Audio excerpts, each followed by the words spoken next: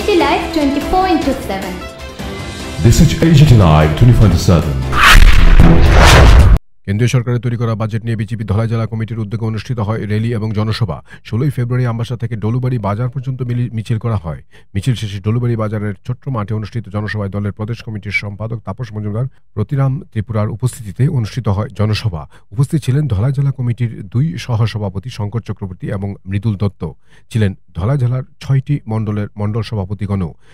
জনসভায় দেশের প্রতিটি রাজ্যের জন্য উন্নয়নের বাজেট নিয়ে আলোচনা করেন বিজেপি দলের নেতৃত্ব। Bureau Report, AGT Live 24/7. যুব অন্নদাতা এবং নারী শক্তি বিকাশের জন্য বাজেট পেশ করা হয়েছিল এবং মধ্যবিত্তদের যারা মাসে 1 লাখ টাকা পর্যন্ত উপার্জন করে তাদেরকেও ছাড় দেওয়া হয়েছে। তাতে বিরোধীরা বিশেষ করে আমরা লক্ষ্য করলাম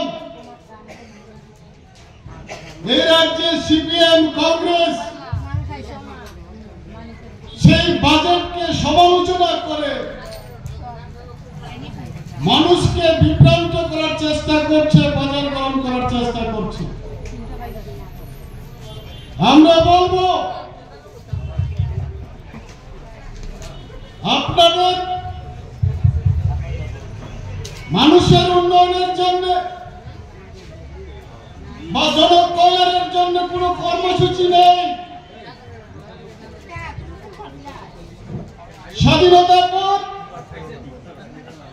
এই দেশকে 55 বছর শাসন করেছে কংগ্রেস। আমরা বলতে পারি তার সঙ্গে সিপিএম বাইরে থেকে ভিতর থেকে অনেকবার কংগ্রেস দলকে সমর্থন জানিয়েছে। সেই 55 বছরে আমরা কি দেখলাম? অনাহারে মৃত্যু, কৃষক আত্মহত্যা, বিশাল একটা সংখ্যক নিরক্ষরতা। জনমুখী বাজেট এবং সবার জন্য যেখানে সমস্ত সুযোগ সুবিধাগুলি ঘোষণা করা হয়েছে এবং এই বাজেটকে কেন্দ্র করে আমরা সারা ভারতবর্ষে আমাদের বিভিন্ন কমিটিগুলি, মন্ডল কমিটি, জেলা কমিটি এবং আগামী দিনে রাজ্য কমিটিতেও সভা এবং মিছিলের মাধ্যমে আমাদের দেশের যশস্বী প্রধানমন্ত্রী শ্রদ্ধেয় নরেন্দ্র মোদীজিকে এবং অর্থমন্ত্রী নির্মলা সীতারামনজিকে এবং আমাদের সরকারকে ধন্যবাদ জানিয়ে আমরা মিছিল এবং আমরা অনেক বাজেট দেখেছি। দিল্লিতে যখন দীর্ঘ 60 বছর কংগ্রেসরা ক্ষমতায় ছিল সে সময় আমরা বাজেট দেখেছি।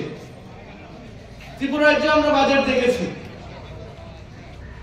কিন্তু বাজেটে যে কথাগুলো বলা হতো সেগুলি সিকিবাদও জনতা সেই লাভ পেত না। কিন্তু আজকে আমরা দেখতে পাই 2014 সালের পর থেকে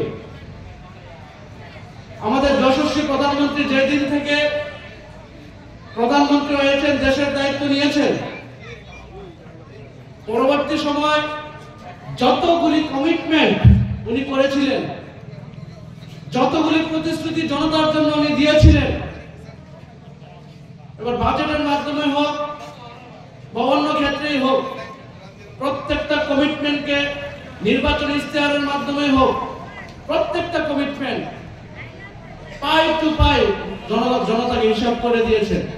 উৎপাদন করেন মোদীজি প্রধানমন্ত্রী হওয়ার পর থেকে এই অন্নদাতাদের জন্য একের পর এক যোজনা এনেছেন। আমরা জানি যে কৃষকদের, যিনি সভাপতি বলছিলেন, আত্মহত্যা করতো আগে কৃষকরা। কন্টিনিউ আমরা টিভিতে দেখতাম যে কৃষকদের আত্মহত্যা করছে। কেন করছে? কারণ তারা কৃষিকাজ করতে গিয়ে যখন লসের শিকার হয়, তখন কৃষি পণ্য বিক্রি করতে পারে না, তখন তারা ঋণ দিতে পারে না, সেই সময় তারা আত্মহত্যা করত। কিন্তু আমাদের দেশের যশস্বী প্রধানমন্ত্রী এই কৃষকদের জন্য চিন্তা করে কৃষি বীমা যোজনা এনেছেন, কৃষকদের জন্য যে ফসল বীমা যোজনা সেটা এনেছেন, কৃষকদের জন্য কিষাণ ক্রেডিট কার্ড আগে থেকে অটল বিহারী বাজপেয়ী শুরু করে গেছেন, তাকে ধীরে ধীরে বৃদ্ধি করা হয়েছে।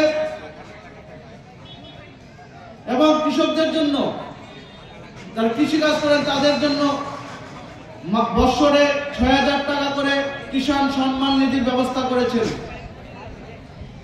এই বাজেটেও আমরা কি দেখলাম যে কিষাণ ক্রেডিট কার্ডের মাধ্যমে, যেখানে আগে ৩ লক্ষ টাকা ঋণ দেওয়া হতো, উৎপাদিত ফসল স্টোর করার জন্য বিভিন্ন জেলাতে স্টোরেজ সিস্টেমের ব্যবস্থা করা হবে, গোডাউন নির্মাণ করা হবে, আরো বেশি পরিমাণে হিমঘর তৈরি করা হবে।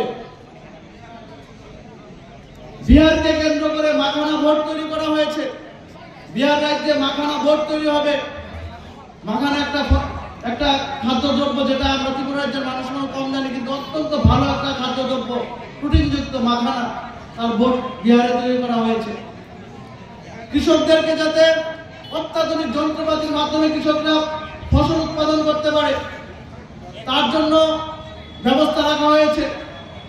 অত্যাধুনিক সার বীজের মাধ্যমে কৃষকরা যাতে আরো বেশি উৎপাদন করতে পারে, তার জন্য ব্যবস্থা রাখা হয়েছে রেখেছেন। এবং আজকেও আমরা যে 2025-এর যে বাজেট আমরা দেখতে পাই, সেই বাজেটটা সুদূর প্রসারী রেজাল্ট আমাদের ভারতবাসী, আমাদের জনতারা পাবে, আমরা পাবো।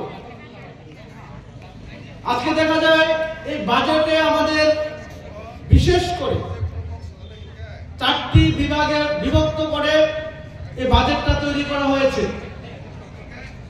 এক, কৃষকদের বিভিন্ন যারা অন্নদাতা আছেন তাদের বিষয়ে, তাদের উন্নয়নের বিষয়ে। দ্বিতীয়ত এমএসএমই সেক্টরের বিষয়ে। তৃতীয়ত ইন্ডাস্ট্রির বিষয়ে। চতুর্থত আমাদের যে রপ্তানি, এক্সপোর্ট, তার উপর ভিত্তি করে। তাছাড়াও আমাদের মা বোনদের জন্য, আমাদের সমাজের যারা পিছিয়ে পড়া বর্গ আছে তাদের জন্য, সমস্ত মানুষের জন্য, সবার জন্য এই বাজেটে কিছু না কিছু